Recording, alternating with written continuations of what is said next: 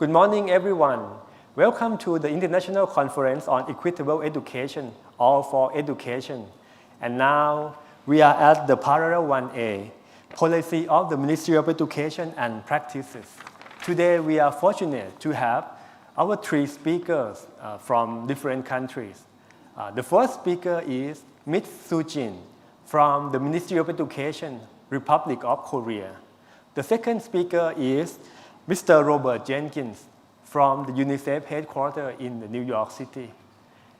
And the last speaker is Dr. Supat Champathong, who is the Secretary General of the Office of National Education Council, Thailand.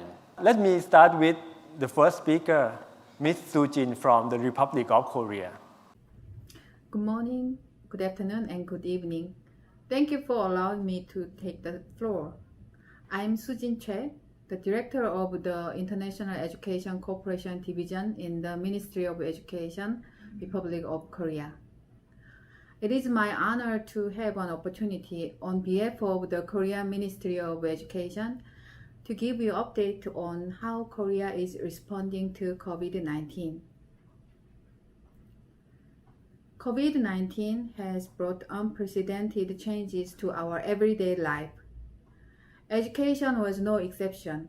In order to protect our children while ensuring learning continuity, online education has been introduced more extensively around the world. Even in post-COVID-19, the importance of flexible systems providing equitable opportunity of quality education for all students will continue to increase. Considering the potential outbreak of any other crisis, we need to establish stable online education systems for flexible blended learning to guarantee education for all students without interruption in any circumstances. On April 9, the Korean Ministry of Education began new school year with full-scale online classes, sequentially implemented in all primary and secondary schools nationwide. The decision was made in close consultation with the relevant ministries and epidemiology experts, considering the public consensus in the education sector. The government provided online education guidelines on how to maximize the effectiveness of online education and the management of students' attendance and achievement in online class settings. In line with the government's guidelines, teachers prepared for better online classes with in-service training programs and online learning websites to improve their ICT capacities.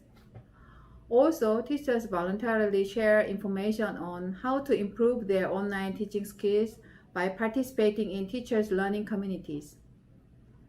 10,000 representative teachers were selected nationwide and formed the community of 10,000 teachers to support online education by providing a real-time interactive communications channels among all provincial offices of education. To ensure education equity during school closures, the government has worked hard to provide high-quality education services to all students. First, 2 public online education platforms were expanded to accommodate up to 6 million users simultaneously. Second, around 50,000 educational content was provided and even private content was released to be used freely. As of June, 42 million online education materials are shared on the public learning platforms operated by CARIS. And 12 educational TV channels were served for each grade of primary and secondary schools. Third, to give equal opportunities of education for all students, we have paid careful attention on supporting disadvantaged students group, including those from low-income families and students with special needs, students from multicultural families. The Ministry of Education and provincial offices of education support digital devices and internet subscription fees for students in need. The participation of all schools in online classes has been ensured by working closely with relevant ministries, local governments, and all provincial offices of education, and even with private companies. A system to support interpretation and translation for multicultural families is established in cooperation with the offices of education and regional multicultural education centers. Information materials in various languages are circulated to assist multicultural families. Students with disabilities are provided with various targeted support to meet their specific needs.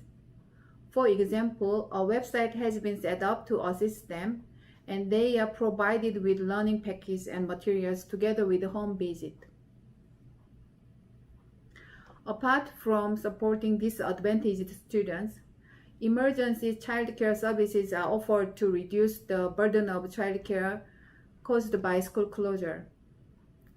With the implementation of the full-scale online classes, we encountered some obstacles because it was a way that we have never taken before. However, thanks to the dedication of our teachers and cooperation of our parents, more than 98% of our students attended online classes. While we are providing online classes, we also prepared for school reopening. It was carefully decided when and how we could reopen our schools in stages by considering students' risk of infection and disease control within schools. Since May 20, we have reopened our schools sequentially, with providing both on and offline classes. In consideration of differences between regions and schools, offices of education have established plans to manage distancing between students in schools. They include staggering school hours across grades, and providing both on and offline classes, and rotating face-to-face classes by grades to minimize students' density. In principle, less than 2/3 of high school students and 1/3 of kindergarteners, elementary and middle school students are allowed to come to school on a given day. In case of high-risk regions, school reopening schedules are readjusted to minimize the risk of infection. As for the reopening of special schools, we have paid greater attention to the specific needs of students. Special schools are to follow the school reopening schedules of regular schools, but considering the specific circumstances of different regions and schools, the superintendents of education of each province has the discretion to decide on the date of school reopening. As the majority of students of special schools use the school bus transportation service, the number of school buses has been increased to lower students' density on the bus. Students sit by leaving an empty seat next to them, and before they get on the bus, their temperature is checked and are seated only on designated spots while wearing a face mask. Online classes are offered to students with disabilities in parallel with offline classes, for which the online learning sites for students with disabilities is used to provide various online content designed to meet the needs of different types of disabilities, along with the customized learning package. The same preventative measures have been applied to the reopening of special schools as those of regular schools.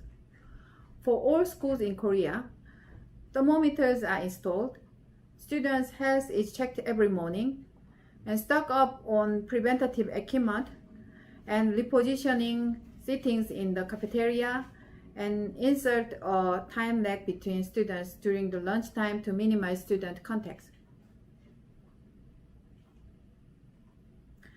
The COVID-19 pandemic has given us a chance to ask ourselves a question about the role of our education system and schools. Above all, no matter what the circumstances are, education cannot be stopped.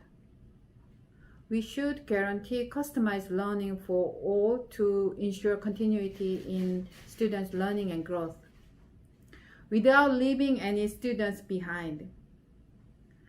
At the same time, we should also actively embrace socio-economic changes such as digital innovation. Our education systems should evolve more inclusively and resiliently. We cannot emphasize enough the importance of international solidarity and cooperation to meet this goal. In the wake of COVID-19, the Korean Ministry of Education has managed to provide quality and equitable education to all our students, which was possible by introducing full-scale online classes.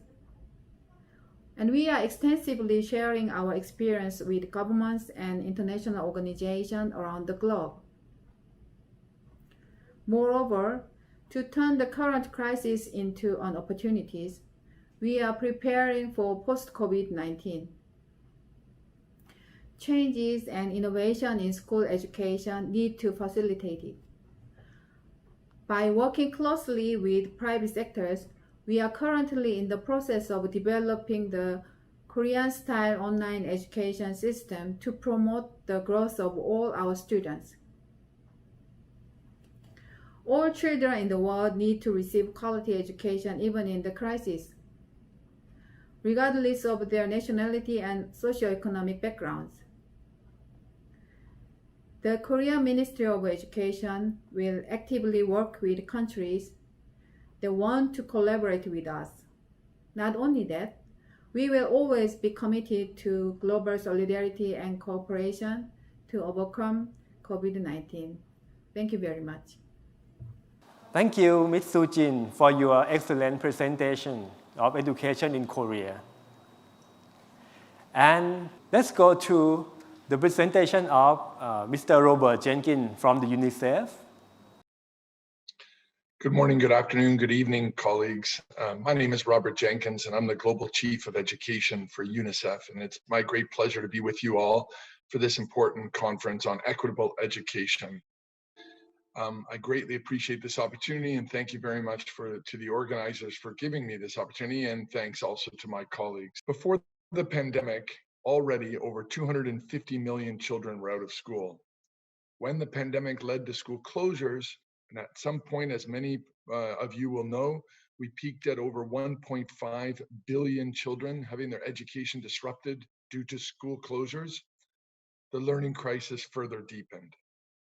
Even before COVID, the world was facing a very serious learning crisis, with over 50% of children in low and middle income countries unable to read by the age of 10. In low income countries, the learning crisis is even more acute, with the learning poverty rate reaching 93%.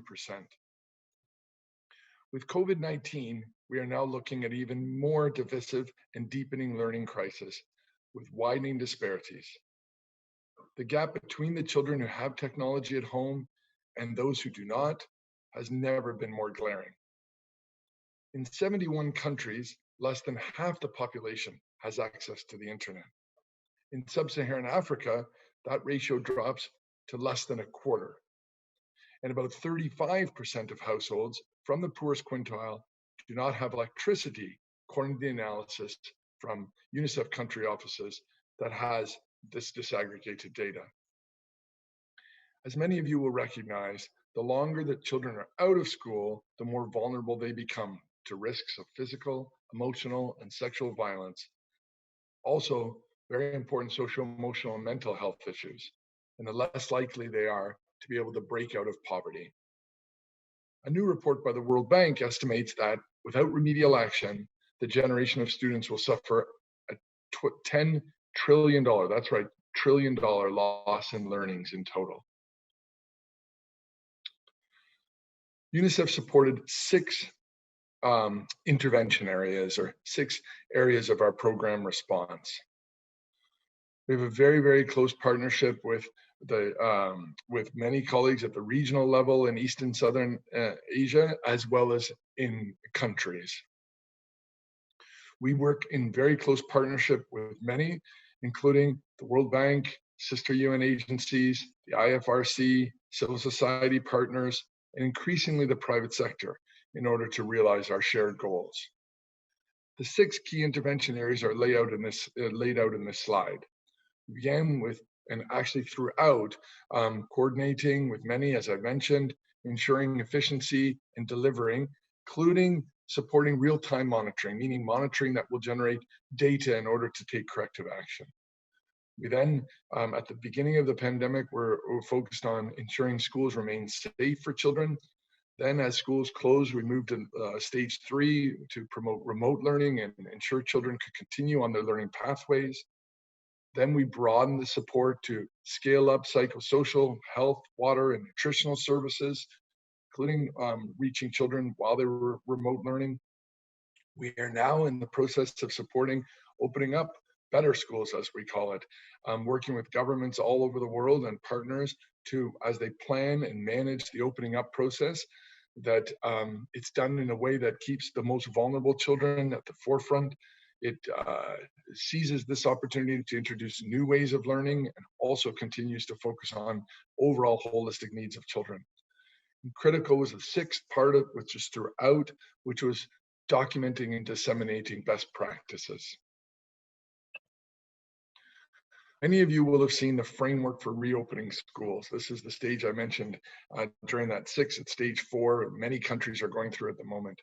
This framework was an interagency effort with Unicef, along with UNESCO, the World Bank, the World Food Program, and UNHCR, and with very critical technical inputs from the WHO. This framework is being used by many governments and partners to frame the discussion on reopening and guide the planning for and also managing the reopening process. It's not prescriptive, and we do very much recognize how important each and every context is, but it does sort of guide and frame the questions that should be asked and facilitates the discussion, overall guided by what is in the best interest of children. So, as I mentioned, this framework is being used throughout the world as we speak, and we monitor its implementation and monitoring the reopen process. And this slide lays out some of the key current status of many of those countries that are planning for and implementing reopening schools. The vast majority of countries are supporting governments on policy and protocols to support the reopening process. We've seen real action using the framework, and real action means the action that again is in the best interest of children. Importantly, we've seen actions to support girls, to support the disabled children, other marginalized groups. It takes many forms, and you can recognize that the necessity to be very diverse in action because of the range of contexts, but includes, for example, introducing sign language in televised lessons, offering translation of learning materials into minority languages, and also improving school sanitation to ensure accessibility and safety. There are areas indeed where we can do better, and this is why we are engaging in a major, currently now, back to school campaign. The resumption of school presents an opportunity to open up better schools and capitalize on the strategies and resources being put in place during this crisis in order to increase access and improve learning opportunities for all children. We call this a once-in-a-generation opportunity for us to take a step back and plan and open up schools in a better schools and open up schools so that it ends up providing an even better service for children. Some key elements of what would better schools look like. Well, first of all, we need data on children. We need to recognize the importance of disaggregating that data so that we know which children are vulnerable, which children are returning to school, and which children require more support. And assessing learning is critical as children walk back across the welcome mat into schools, but on a continuous basis. And based on that assessment, taking proactive measure to accelerate children's learning, enable them to catch up. We would like to also reinvigorate and rethink our efforts for children to come back into their learning experience. And that includes not only looking at learning in isolation, but their social emotional health, their mental health, physical, nutritional, etc. We recognize how important schools are for providing a range of services for children. Introducing catch-up programs will be critical. Not only again because of the impact of the school closures due to this pandemic, but from a recognizing the earlier statistics I mentioned at the beginning, the world was experiencing a learning crisis prior to the pandemic. So catch-up programs, accelerated programs will be critical. I'm just going to conclude with an initiative called Learning Unlimited, which we're partnering with many different organizations on, and it's in the context of opening up better schools and looking at how we can leapfrog the education system into the future.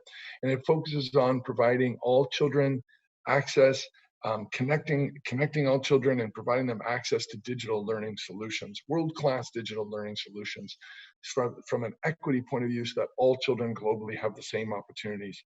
As a very bold objective, which is that by 2030, by the time of the Sustainable Development Goals, all children, all 3.5 billion children and youth at that time in all countries will have access to world-class digital learning solutions.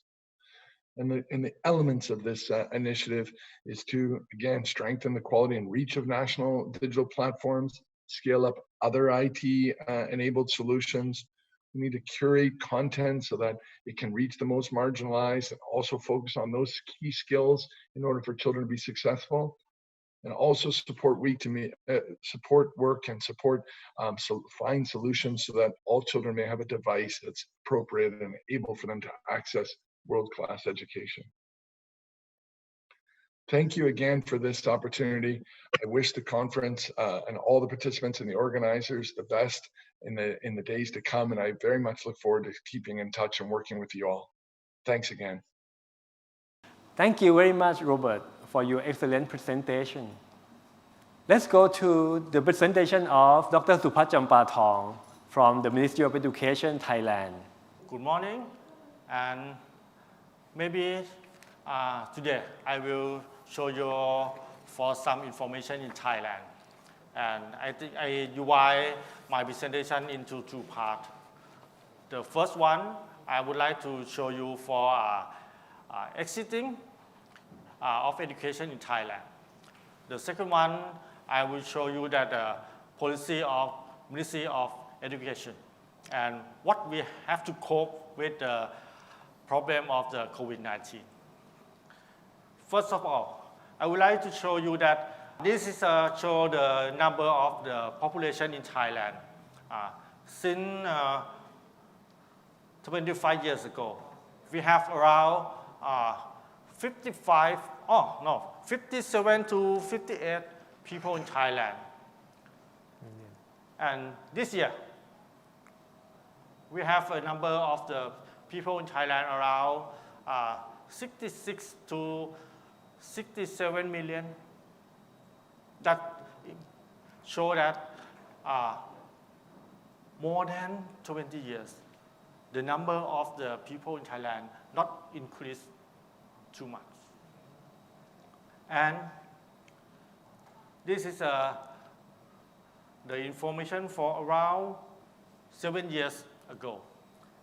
7 years ago, we have the newborn baby around 800,000.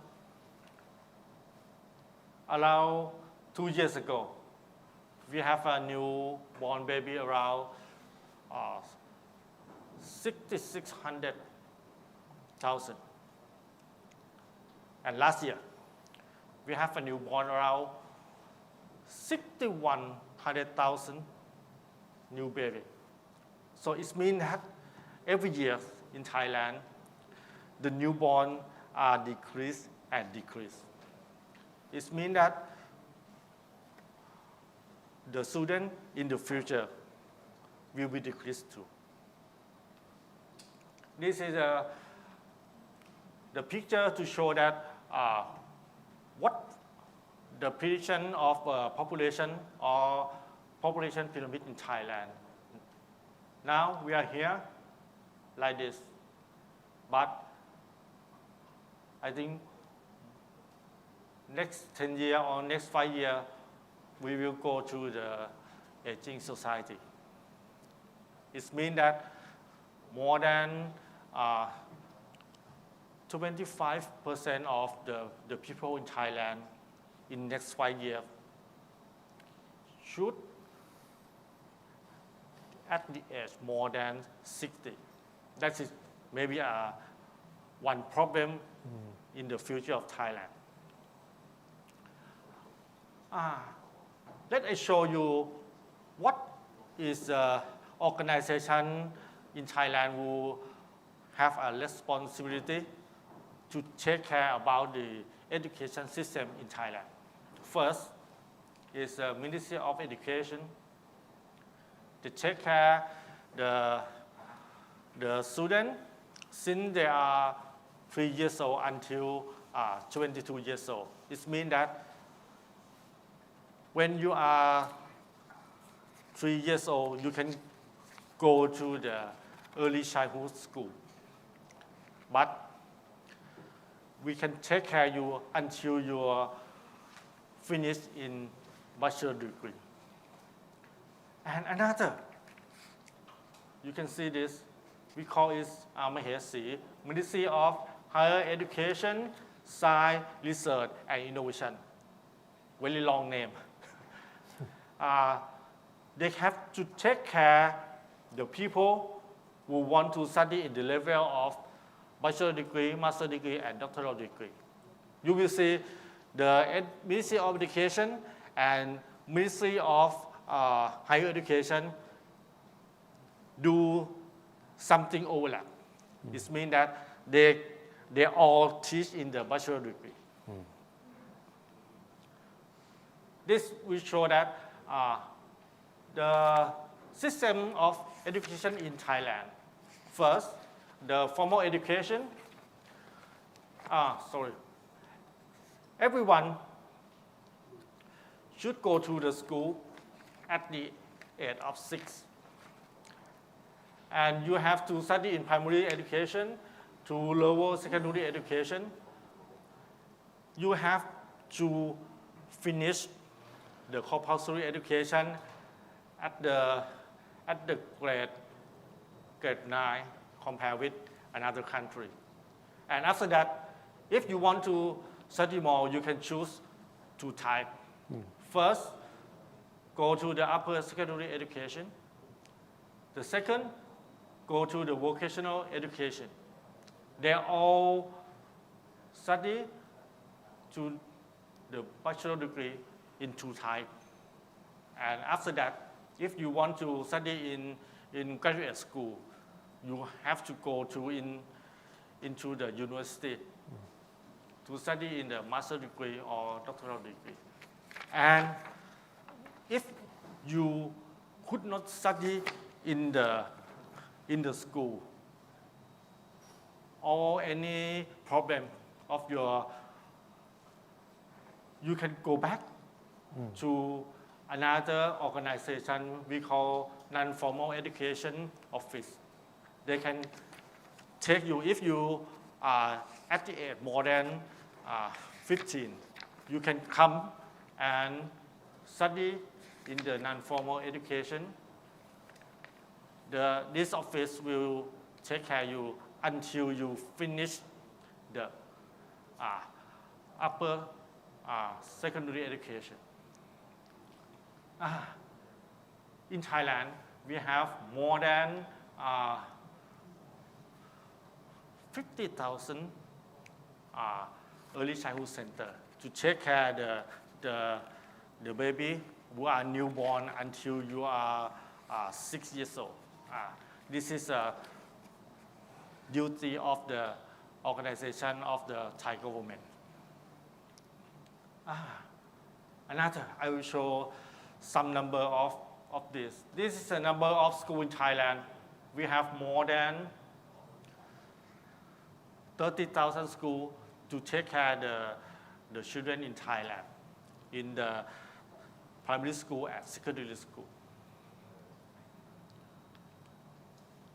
Oh, that's not the matter. This is a number of the students who are studying in the school in Thailand. In every level, such as pre-primary or in the primary education, secondary education, in vocational education, and include the higher education. But if you see that the number are decreasing every year. And the last one, this is just one point. This is not complete. I don't know why I have no all the picture. But in the primary school, we have the number also enrolled to study in primary school more than 100%, because we have another student from another country who are come at the morning to study in the school in Thailand and go back to their country after the end in every day, such as the Burmese student or the Cambodia student says out of the school. We will see that you couldn't read because it is in Thailand. This group is very high score. This is the school of science.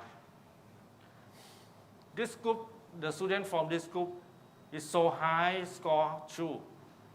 They come from the demonstration school in the University of Thailand. It means that we have a different quality of school in Thailand.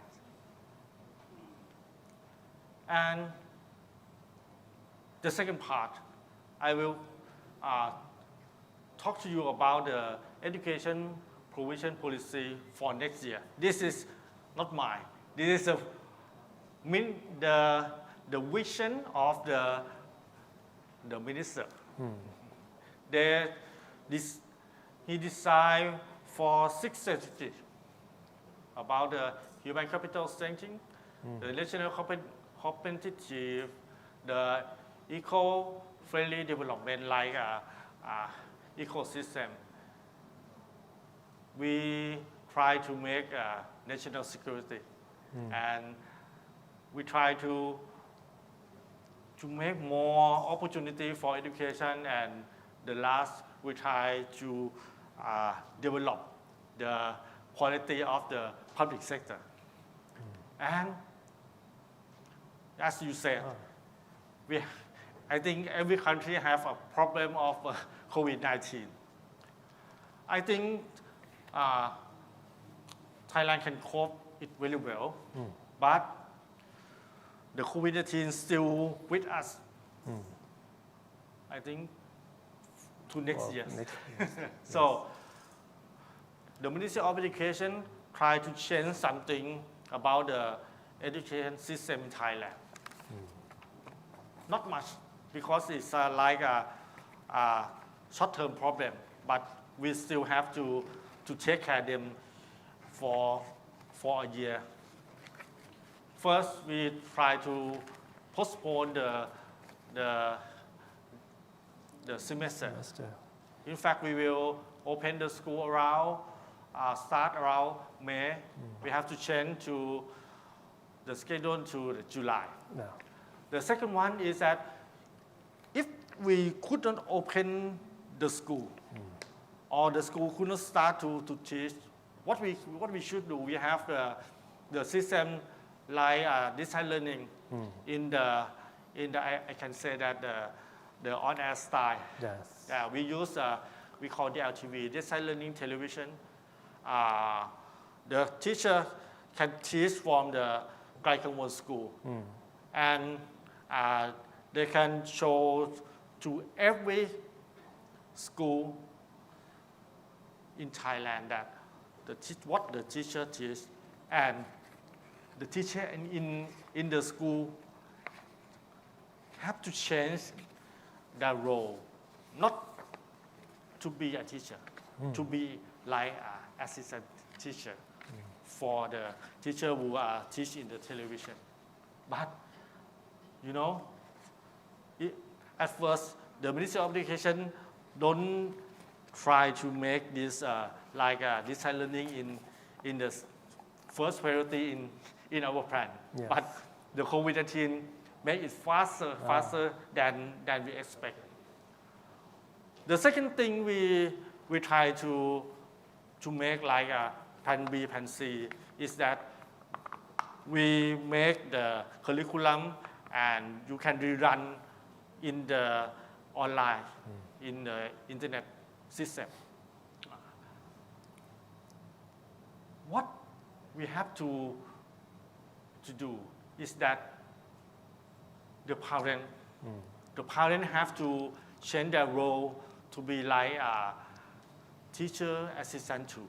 Because if we could not start the semester in next month, we have to use online, or we have to use on-air TV for students to teach, to study. The parents have to change their role to be teacher assistant too, but sometimes for a while. And this is our problem, because we try, if we change many things, the system of assessment or evaluate have to change too. It means that the teacher have to change their instrument, have to change their style to teach, have to change how to assessment or evaluate their student. Because sometimes you can teach in classroom, sometimes you can teach by or on air or online, something like that. But what we can change in the Ministry of Education is that we have to try to train, retrain, like a retrain of the skill of the teacher. We have to talk with the parent that to change the role to help something with the teacher. And in fact, the community should come to make some collaboration with the school if we have more problem than this. And I think this is the last one. This is the idea of our minister. He wants to do like a study is not the duty of the student, but the student should like go to school and like a learning journey. The student can find their potential or their gift, something like that. And the Ministry of Education try to make a special school more and more, such as nowadays, I said that we have a school of science for the student. Today, we have a school of music. We have a school of sport, some sport science, something like that. And if it's possible in the future, the Ministry of Education in Thailand will make more specific school, maybe such as a school of art for in the level of secondary education and maybe to primary education, something like that. Goodbye to Robert Jenkins and Sujin. I hope to see you soon. Thank you very much, Dr. Supat, for your very comprehensive and excellent presentation about education in Thailand.